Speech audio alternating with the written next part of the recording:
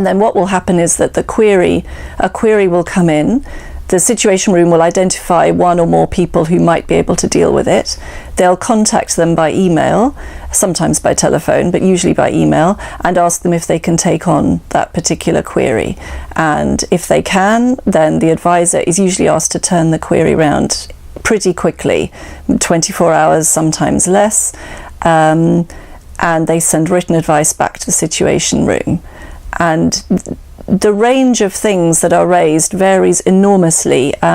Sometimes it's quite a short query about the rules of procedure. That comes up fairly regularly at every meeting because states tend to use those rules quite tactically, and it's important to be on top of what the rules allow, what they don't allow, and so on. That kind of advice often needs to be provided very quickly.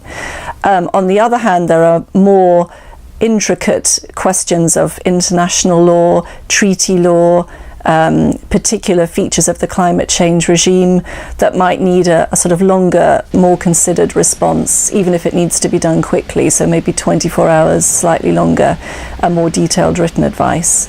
Things like, for example, recently provisional application of treaties has been a theme that's come up regularly because of the extension of the Kyoto Protocol. Rights law, or the law of the sea, or the operation of ICAO that deals with aviation.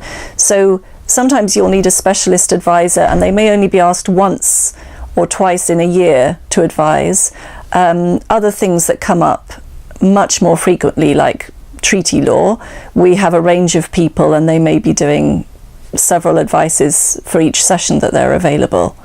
So there's a broad range of types of specialism, and there's quite a broad range of queries. Some people are now regulars, and they will cover every session, and they'll do quite a few different pieces of advice. Some people may only do a few, but that is also incredibly useful. So we need both kinds of commitment.